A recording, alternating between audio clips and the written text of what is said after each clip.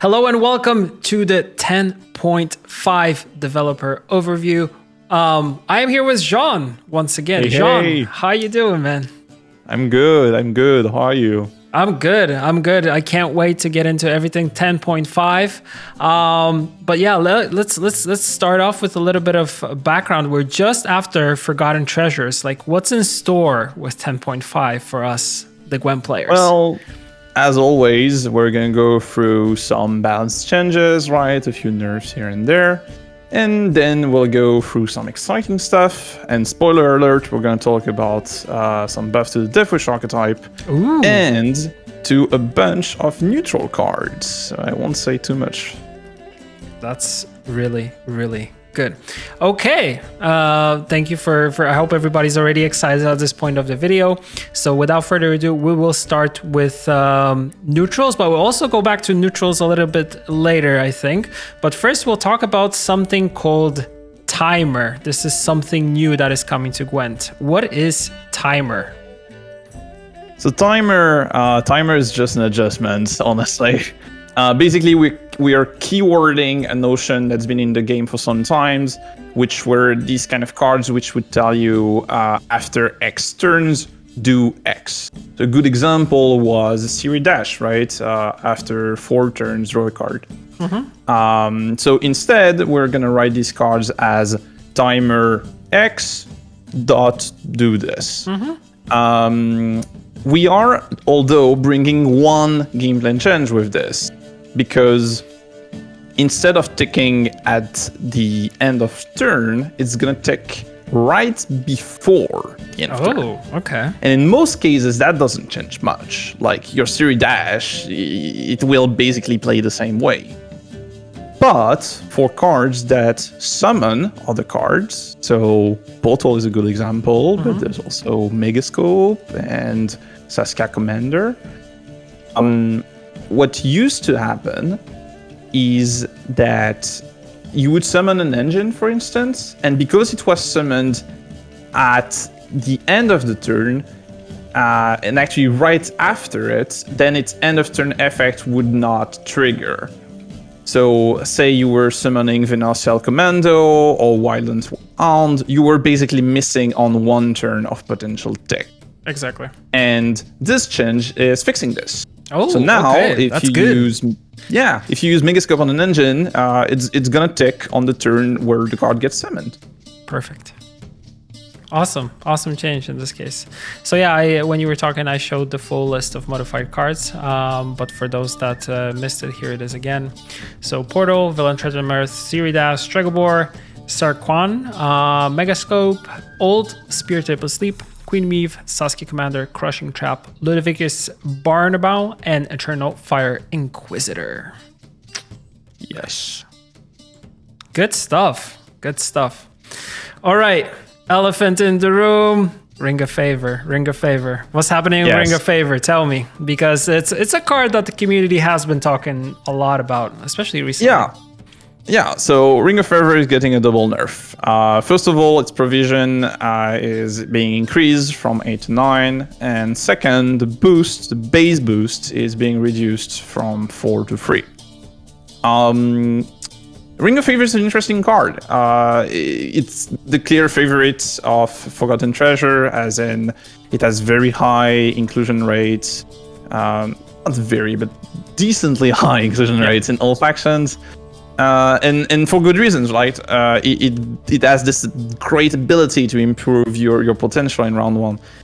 At the same time, the fact that it's so popular and easy to include also means that it's being run as a counter to itself. Mm-hmm. So basically, you don't really need Ring of Favor, but because your opponent playing Ring of Favor is annoying, you run it so you can respond with Ring of Favor.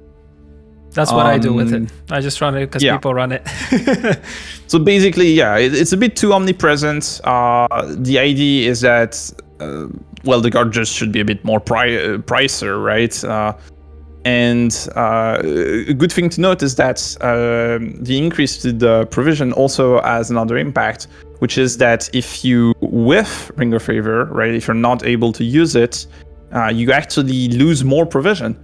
and the average provision is left in your deck goes more down the higher provision Ring of Favor is. Yeah, that makes total sense. Interesting change. I wonder how people will react to it, but yeah, I feel like a needed one for sure, and I think a lot of people from the community will also reflect that, based pretty much on the sentiment of the card. Okay, so we were put this Gwent card into neutral and leave neutral for now. Great joke. And we will move on to Northern Realms, and there are a couple of changes here. But before we'll get to the Traveling Priestess, let's kind of highlight two things: Amphibious Assault and Siege Master.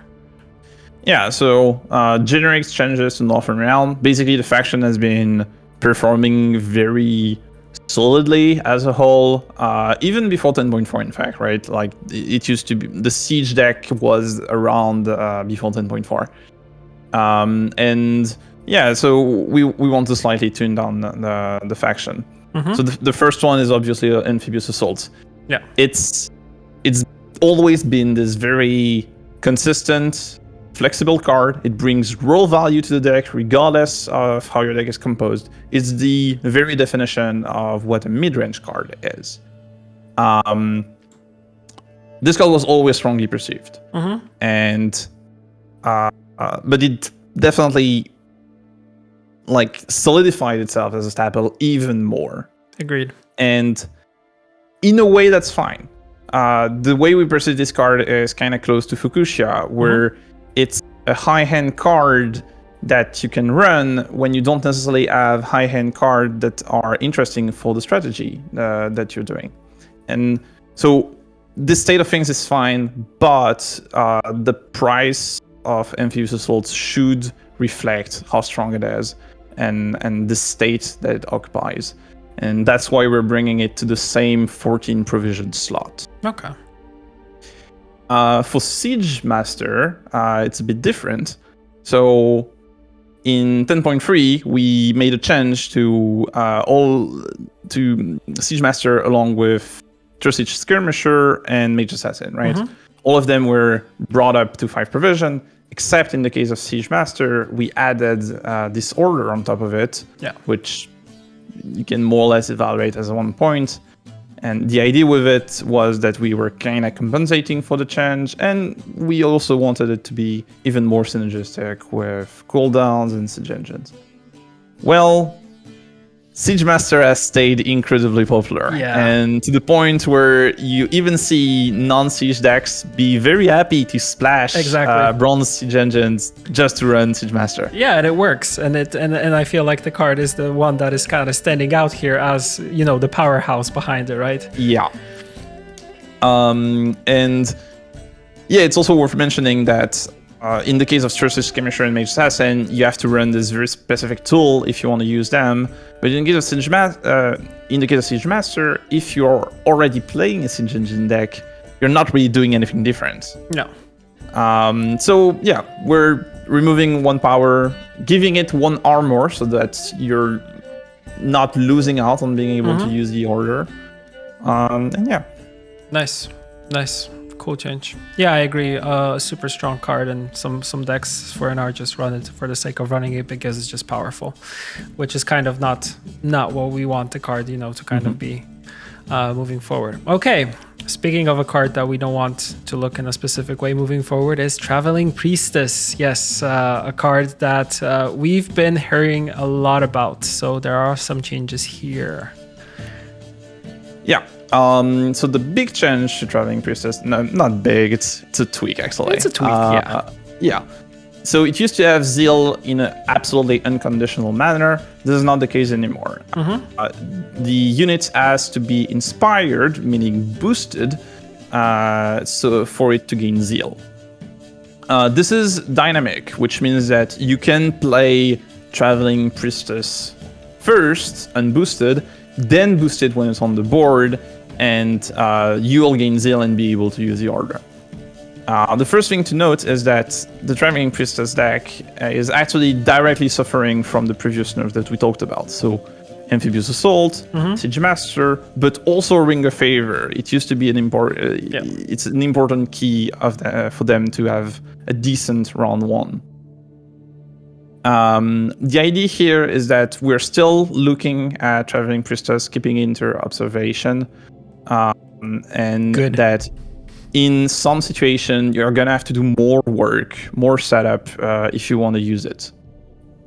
Yeah, so it's not going to be so spammy as I would say it is right now, and yeah, I feel like it's a good change, and I agree with you. It's a tweak. It's not like you're bringing her all the way down and kind of her losing the ability, which I feel like is very cool and unique for this card. Okay, that gives us everything for Northern Realms. Yeah. Shall we move on to Scoia'tael, which will make me sad a little bit. Oh, at least the beginning. So some nerfs to dwarves. I don't know how I feel about this, but yeah, I'll bring them up and you can talk about them. Mm-hmm. Okay, so dwarves are in a good state right now. Well, obviously due to all of the buffs we didn't win for. And it notably has very strong performances in rank right before rank 0, basically. I agree. And this is due to, well, a quite straightforward game plan, but also the fact that the way they use armor make it quite hard to interact with them and disrupt them, at least with regular means. The point of this change is kinda to help them feel a bit more interactive. In the case of Brotherhood, basically we've modified the barricade so that you also lose 1 armor when using the effect. Mm-hmm. The direct result of this is that you're gonna have to be a bit more mindful about actually having armor on Brotherhood. Mm-hmm. And as the opponent, it means that every bit of armor that you remove is actually gonna have an effect. Where before, it was all or nothing, right? Yeah. Either you remove all of the armor or it was worthless. Yeah. The second nerf is on Zoltan Company. Basically, the card is already really strong by being able to spawn 4 to 5 copies of Ruddy Dwarf, which now have armor by default.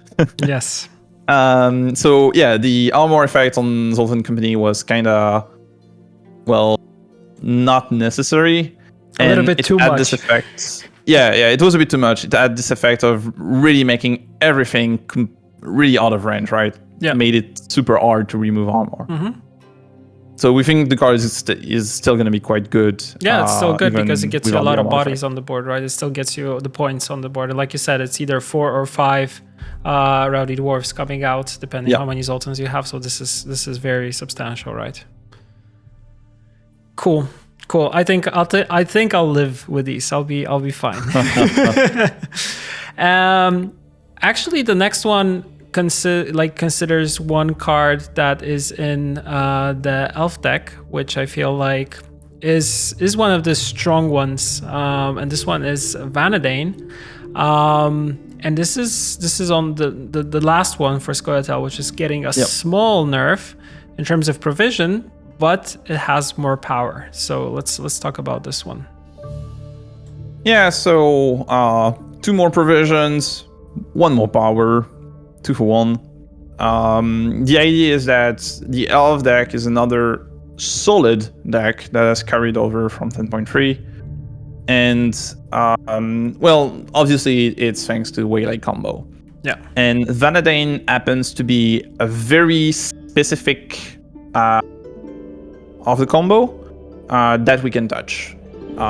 Because, for instance, Simlas is used in a lot of other situations. And yeah, basically we wanted it to be a bit more pricey, considering all of the strength that it gives. At the same time, the fact that it has 1 more power also means that it's going to stick a little bit easier on the board, which means you can get more value from the Waylay. So, yeah, agreed. 1 for 1. I think the problem was that it was quite easy to remove him, but having that 1 point, I think, will change the things a little bit here. Yeah, and I agree. Like it's a fair trade in this case, and I'm happy that Simless wasn't the target, because I know that Simless is also very prominent when it comes to like Scoia'tael, because he's used in multiple decks, because he's just able to pull those special cards, and you can kind of tweak what you want with him also, with cards like Anna Stranger, for example. So yeah, I'm happy that that he's staying the way he is. So thank you, Jean. Okay, moving on. Nilfgaard, and we have buffs here. Yeah, Buffs? and you're never gonna guess it. You've never heard this before. What is it? It's a buff to Masquerade Ball. Dum dum dum, and everybody's now like. Yeah, no, I'm kind of blowing it out of proportion. It's not as big as. It's just a one provision buff, Yeah. and yeah. So let me explain a bit the context. At least in 8.5, we changed Masquerade Ball so that you not be able to use Disloyal Aristocrat to trigger it, and since then it kind of disappeared from mainstream play. The reason we're changing it now isn't really to buff it, because we don't think it's going to be necessarily enough. Though, if players actually experiment with it, that's cool. The main reason is that it was the last scenario to not be at 14 provision, and it also was our only current 15 provision card in the game. So it just felt like the right moment to bring it down with the others. And again, if it does see play, that's also really interesting.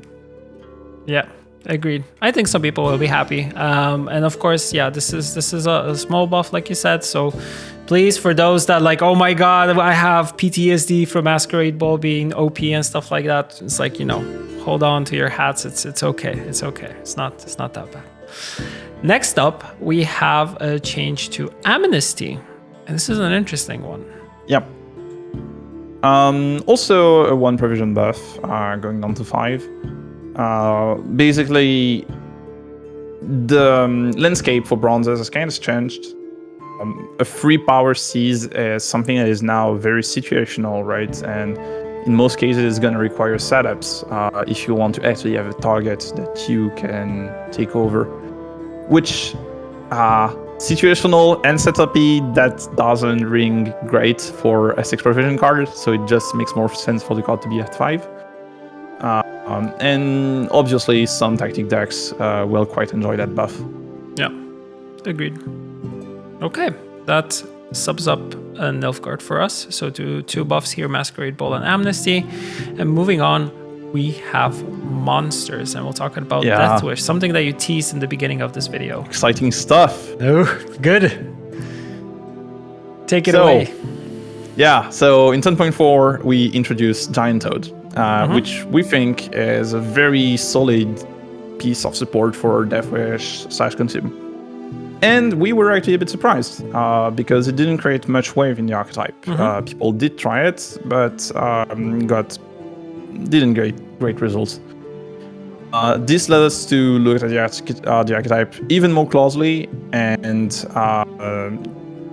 which led to the current focus that we're discussing right now. Nice. And the key change that I want to showcase is a change to Ritual Sacrifice. A big change to Ritual Sacrifice. It's a huge change. Even the name changed. Yeah, everything changed. Maybe you want to read the effects. So yeah, Brewer's Ritual, Deathwish, summon 2 random bronze Deathwish units from your deck to this row. This is good. 11 provision, 5 power. That's our piece de resistance for monster. So yeah, a lot of change here. First of all, the reason we completely reworked Ritual Sacrifice is because it was a win more card, and it encouraged players to engage in a game plan where they had to have like a lot of Deathwish units which they were not consuming, which is not how the archetype wants you to play otherwise, so it didn't make much sense. Yeah. It's also turned out to be the only Crone secondary card which was not a unit. So, oh no, remind me the name of all of the Crones. Wispus, Weavus, Brewis. Yes.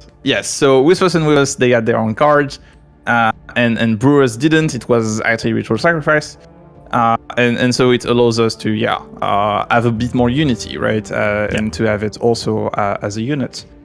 Now into what the card actually achieves, we think it's going to be a very big deal for Deathwish because they get this really good tutor card that is basically going to fin the deck and also is going to kind of swarm the board with Bronze Deathwish, which have been really buffed over the years. Yes, they're very good. That you get to consume. So basically it allows you to not have to worry too much about actually having Deathwishes on your board because you have this easy way to set them up. Nice. Perfect. Yeah, that's really, really cool when it comes to the change to this card. And like I agree, it's a nice tempo play also for you. And yeah, like you said, it's also deck thinning and pulling out those cool Deathwish units that you want and need to set everything up. Okay, a couple more things when it comes to monsters and changes. We have Araka's Queen, Hybrid, and Vran Warrior. Yeah, so Araka's Queen first. So we've removed the part of the deploy where Araka's Queen would spawn an Araka's Snap. And instead, we've added an order that allows you to, spawn and play it. And most importantly, we've completely removed the Insectoid condition. Now, why did we do this? Well, we had a bit of a problem with the identity of Araka's Queen. We designed the card with a big focus on the Deathwish, right? And as a way to be, a cool Deathwish support card that enabled you to do these super crazy combos. But when you would read the deploy, it really felt like the card wanted you to consume an Insectoid, which, there wasn't many Insectoid that felt good to consume in a Deathwish deck. There was Ruhin, but pretty much it. So the pool felt very restricted. At the same time, the card did show some use in swarming decks, and they would just not care at all about the Deathwish. They just used it for the Araka's Nest effect, which was not the identity that we wanted to pursue with the card.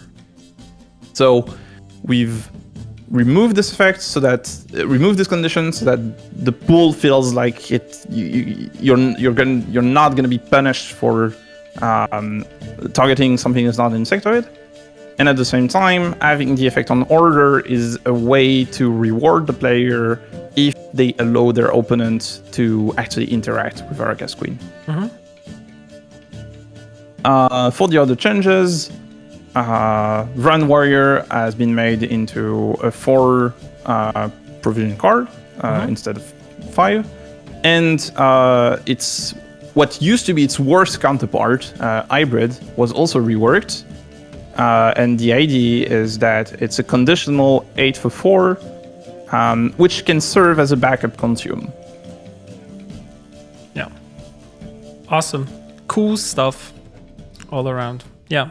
Nice. Happy that, Deathwish and both consume are getting some firepower that they need. And I agree, with Cursed Toad, I also thought that, Giant Toad. With Giant Toad, I thought that people are going to play it a little bit more. And I think after these changes with this update, I think it will actually, bring them a little bit more back because that's what I thought was going to happen at the beginning. So, that makes us go back to neutrals again. Yes. We started from neutrals and we're back with neutrals. Yeah. There are a couple awesome things here that we'll get at the end, especially 2 cards that the community has been talking about all the time. So we're gonna get to those. You probably might already have an idea, but we're actually gonna talk a little bit about some of the old neutral artifacts that we had, right? Yeah, that's been our main focus for this patch. Basically, so not even talking about power level. We had a problem with the design of some of these old cards because we felt like they didn't fit what an artifact was supposed to be. More specifically, most of them were basically specials in disguise, which would not have a good reason to actually stay on the board. Agreed. And that became even more apparent with our designing work on 10.4, where we focused on artifact designs and everything. To be clear, we plan to address these old cards in 2 parts, and this is only the first one. So some of them will be left for future updates that will probably come sometime after 10.7. And some of them might also go with very specific archetype focus. So yeah, don't worry if some cards are missing from this list. Okay, perfect.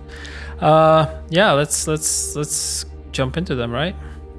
Yes. Okay, starting with Scoia'tael, the infamous Scoia'tael. Yeah, I'll let you read the new effect. Yes, the new effect is damage an enemy unit by 1. Death blow, play a bronze card from your hand, then add Scoia'tael back to your hand. Initiative, also increase the damage by 1 for the rest of the game. Ooh. Yes, Scoia'tael, a quite infamous card. And basically we've worked on preserving its flavor of getting stronger as it racks up more and more kill. And we wanted it to basically be able to build an archetype around it that aims to really keep it growing and set up targets for this. Nice. The key thing is this restriction to only play bronze card. We felt that it's a way to limit the potential growth of the card and the number of time you're going to play it. Because, well, eventually you kind of want to play your goals, otherwise you're losing value. Why is it so hard to say? I don't know. It's a tongue twister. That's the point of it. Nice. Solid change. And I like you said, I think it will define some archetypes for sure. Nice. Moving on to Nilfgaard sword. So another sword. There's going to be a lot of swords coming in. Yes. Let me find it where I have it, and there we go. Echo. Go ahead. Damage an enemy unit by 5, then spawn and play a base copy of stored unit and give it doomed. Death blow. Banish the unit and store its soul in Nilfgaard's sword. Ooh, creepy. Yeah, so let me break down how that works. Basically, on your first use, very regular, you damage an enemy unit. Thanks to Echo, you're gonna get the card back on the following turn, and the second time that you play it, if you manage to kill a unit on the first use, you spawn and play that unit, and then you also damage another enemy unit by 5. Nice. Basically, the old version of Nilfgaard sword, it was really close to good grass, and it was kind of hard to evolve from there. But yeah, we try to really, once again, keep the flavor, basically. This idea of, stealing the soul of units. And we built it into this kind of interesting carryover perspective. Incredible. I already love this ability. I love it. 10 out of 10. Nice. Okay. Moving forward, we have Thunderbolt and Petrie's Filter, if I'm not mistaken, after this one. And there we go. Small changes there. Basically, they used to... So, Thunderbolt, it used to be order with 2 charges, and then I unit by 3. Petrie's Filter, it used to be on order, boost an unit by 3, and give it Zeal. What we did is we split these so that part of it would be on deploy, and we would keep the key part on order. The reason we did this is because the previous version, we could not make them cheaper. And that was because of the shenanigans that you could do in terms of last say, or when you were playing unit less. Basically, these were points that were uninteractive on your board, and that was a problem. And the point of this change is moving part of the effect. I realize we probably didn't say the most important part. They're moving down to 5 provision. Yes. Yes, that's the key thing. They used one. to be 7. Yeah, so they're now 5 provisions, so they're much more affordable. And yeah, the fact that part of the points is on deploy also means that we can keep the really interesting part on order and make them way more cheap. Nice. Yeah, good stuff. Good stuff.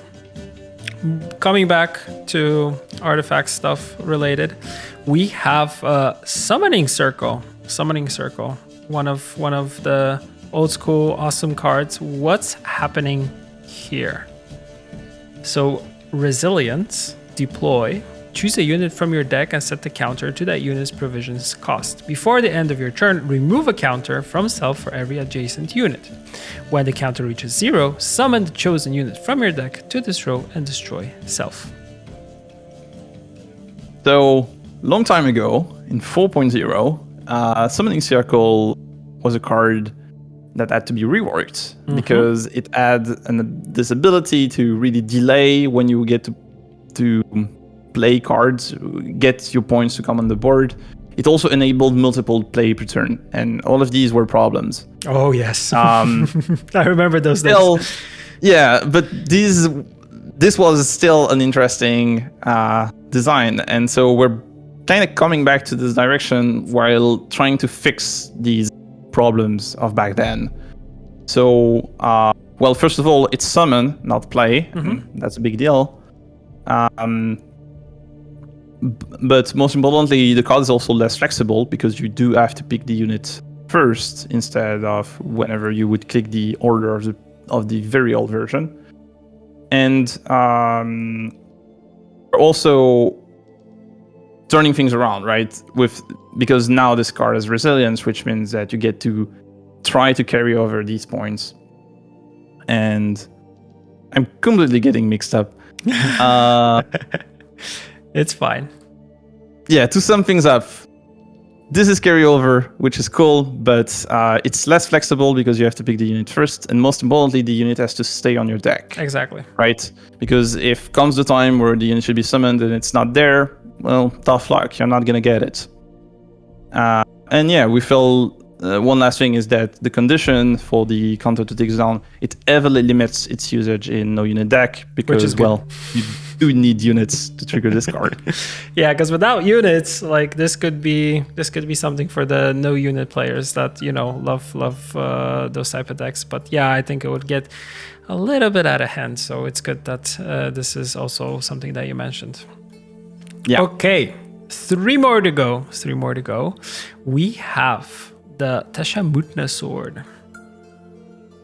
So here, damage an enemy unit by 5. Repeat once for each status it has. Ooh. Yeah, so instead of being only about shields, Teshamutna is now about statuses in general. So the idea is that we don't really like very specific hate cards, which is what the card was. And we think that with this new design, it might find itself as a surprisingly interesting text when you want to target specific threats. So it can be stuff like Melusine, the Mirror of Troy. Like this card can have surprisingly high reach. Yeah, especially for those cards. Totally, I feel like this is something that's gonna see play, and yeah. Interesting ability, yeah. Like you said, Melusine, Mirror of Troy are gonna get busted by this, so that's cool.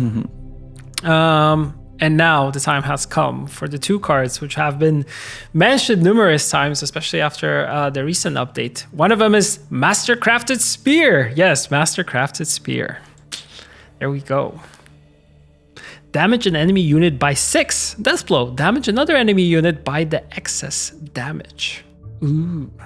Yeah, pretty straightforward, pretty simple, but we think it can be quite cool, right? Yeah. Because it means that you're never losing points regardless of the important threats that you want to be targeting. So even if it's full power, as long as there's another unit, you're gonna get the full value. And if targets are really specifically lined up, you might even be able to target up to 2 units at the same time, right? Which can also be a very cool play. Agreed. Awesome stuff. And what is a spear without a shield? So Wyvern Scale Shield, another MVP that people were talking about. So new ability here, boost an allied unit by 4 and give it shield, of course, because it's a shield. While in your graveyard, when you play a unit, give it shield, then banish self. This is really cool. Yeah, so it's a setup-centric card, right? Where you get to... You need to play it proactively, but then the future engine that you get to play, but also potentially high-value cards, right? They get protected through this shield. And even though this effect is quite simple, we think it might see some usage in these decks that take a lot of interest in protecting some very specific targets. Awesome. Yeah, really cool. And yeah, like I said, these two cards, the Spear and the Shield, were highly requested by the community, so it's awesome to have them. And I think we're done, Jean, right? Yeah, that's everything for me. Nice. We will have, of course, patch notes coming out on the same day as you're watching this. The patch is tomorrow. But before we finish off, like me, I will stay, but Jean is gotta run. And we'll have Ola, who will talk about journeys and how they're making a return. So Geralt and Ciri are coming back, but there is more to unravel here, and we will discuss those details with her. So Jean, thank you as always. Always a pleasure to have you. And yeah, we shall catch you later. See you next time. Bye-bye. All right, as promised, welcome back. We have another guest. We have Ola coming back, returning after the previous video to talk more about journeys, because we talked a little bit about journeys, right? Yes, you have two pigs behind you now. Yeah. Yeah, because previously chat noticed it, so I was like, yeah, I'll bring back another pig from my collection because I love pigs. Okay, never mind. Yeah, I mentioned on the previous chat that when we talked about the journey, because I am hyped and I was wondering how you guys will react to the changes that we will introduce soon. So I hope today we'll talk about those changes and yeah. Geralt and Ciri are making their return. There are two first journeys that are making a return in the infinite journey cycle that we're kicking off. You'll be able to progress through these journeys if you haven't, starting tomorrow, because this video is launching a day before the patch. And we want to kind of give you a little bit of background as what you can expect, what you will see. I will ask Ola a couple questions and she will provide all the answers. So that's easy. So Ola, what has changed? What has changed? Because since we're bringing them back now, how can you progress through them? Because there's two at once. What do I do as a player? Oh, there's a lot of questions at once. So, so first, let's start with the biggest change. So it's new weekly quests. So as you can see here, first of all, we will not have 6 quests per week. We will have 3. They will have 3 different tiers of difficulties, and there will be option to reroll. So basically, if you do not like the quest or it was too hard or some other reason, you'll be able to reroll it. But it will be possible after a week. So each week we'll be adding new quests. When you finish one, we'll add another one. So this is cool. The additional change to it is because previously we had quests for the standard path and premium path. This time the quests are the same. So we have only those. But the difference is if you have the premium path, you will have twice as much crown points. So instead of 20 per quest, you will have 40. So you will progress faster in the journey. So the progress is faster as it was before, but the rules are a little bit different. Interesting. Okay, that's really cool. Yeah, 2 times the CP. That's awesome. Yeah, so it will be for sure faster to finish and progress further. So this is, I think, cool. If we are talking about progressing further, another change is connected to the Geralt journey, because I don't know if you remember, but sorry, I'm so stressed. But okay. Take it easy. For Geralt, it was up to level 100, right? 100. Yeah. Yes. So in the next journeys, we changed that, and players were able to progress further. Exactly. So because we are bringing back Geralt, we want to make sure that it will be also possible. So with Geralt journey, you'll be able to progress further than level 100. That's really cool. That's really cool. And what about rewards on the path? Yeah. So we didn't want to change that too much, but we had some problems with the random cards, and we wanted to make sure that because at the beginning for Geralt and Ciri we had the random cards, but then we changed it for the specific cards with the next journeys. So because we want to be consistent, we changed it for the Geralt and Ciri. So as you can see, even here on the level 3, you have this particular card. Nice. So yeah, all the cards are changed, but the amount of the premium versus standard cards is the same. So the old players that already unlocked those levels shouldn't, feel bad about it. Okay. Nice. Cool stuff. I didn't mention one more thing. So if you go back to the screen that you showed in the moment. Okay, so this one. Yeah. So if you focus your eyes on the fast travel, there is another change. So scraps, right? Oh yes. So it will be possible to fast travel with scraps, but it will be only available for the premium players, as it was option. This option was also available before. But it's visible here just to make sure that the guys will be able to see the cost of it. Yeah. That's really cool. I think it's cool, especially for the players that are with us for a long time. They have a and lot of after scraps. homecoming, they had a lot of scraps. Yeah. We also are thinking about on different ways to give you guys opportunity to use those scraps. But for now, it's it. Yeah, that's it. But it's a good start for sure, because journeys are always super interesting. If someone missed them, this is kind of the chance to get on the premium path and actually use the scraps that you have accumulated for quite some time. So that's really, really cool. Okay. Yeah, especially that the next journeys will also have this option. Yeah. So there is like in total for now 8 journeys. So there is a lot of to progress through. Nice. Cool stuff. Okay, my next very open question, apart from all this stuff, because some of these things already are new, like what can we expect when it comes to new stuff in terms of vanities? Because we've been teasing for some time that there will be a couple new things. So what we can expect, and I think before even vanities, I think we should talk about contracts, right? Oh, you spoiled the fun. Okay, so as was mentioned, vanities, we need to have more of them, but we didn't want to change the paths, so the other best way to introduce them is in contracts. So we will have 19 contracts for now. Ooh, okay. Later even more. Awesome.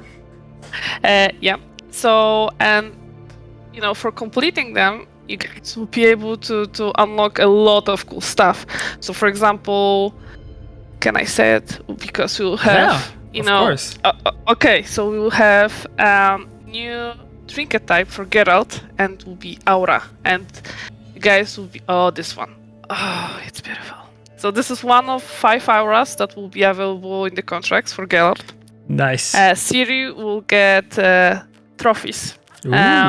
And she will have 3 different ones. So kind of those that kind of are equipable next to her, like hip, right? Yeah, on the belt. Awesome. Nice. They're pretty cool.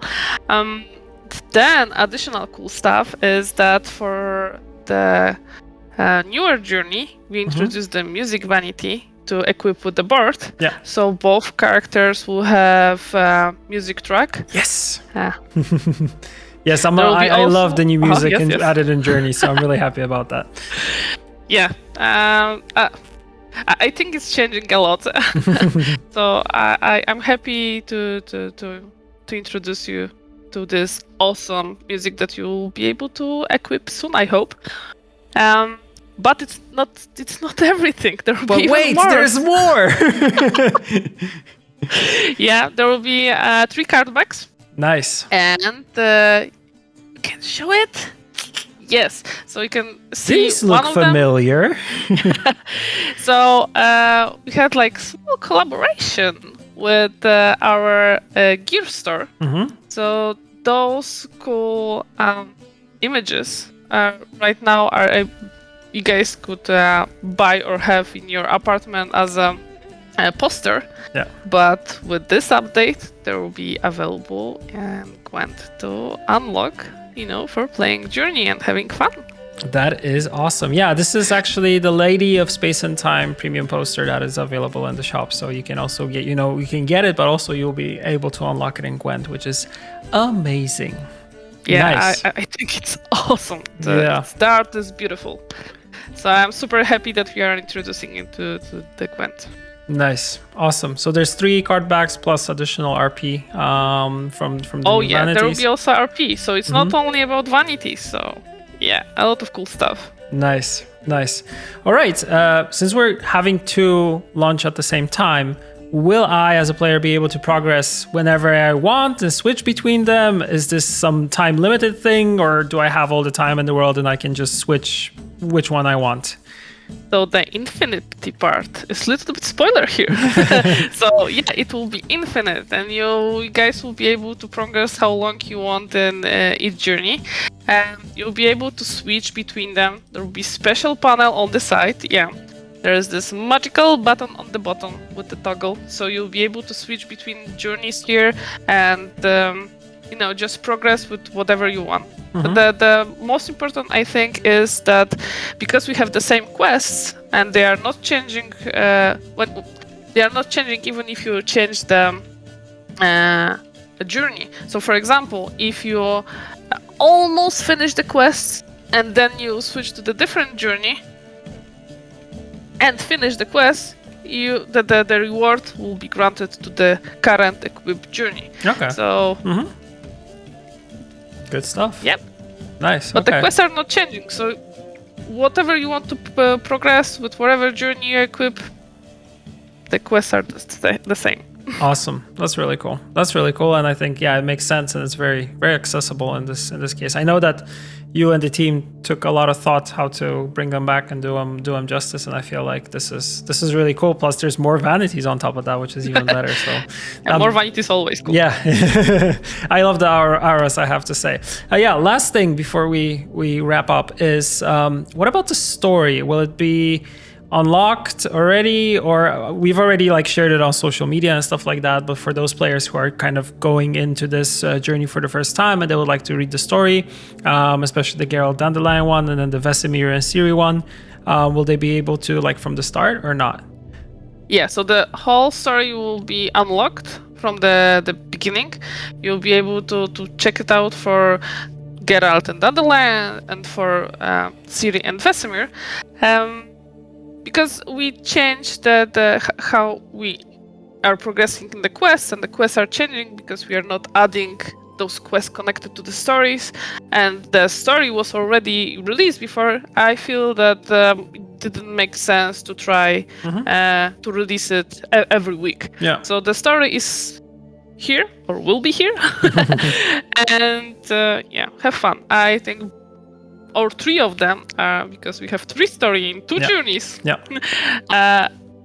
are really great. Yeah, I agree. And actually the feedback that we got from the community about these stories was that they're so amazing that everybody wanted to at least have the possibility to reread them, also have them on the website so they can catch up on it. So I think it's awesome. All right. So now you will not be able to you will not need to go to the website. You can check everything inside the game. Perfect. And this is just the beginning, because these are just the first 2 journeys, and there will be more coming soon, as you saw. And the screenshot that we showed from switching between journeys, that the rest of the characters had coming soon next to them. So more cool stuff in store for us moving forward into this year.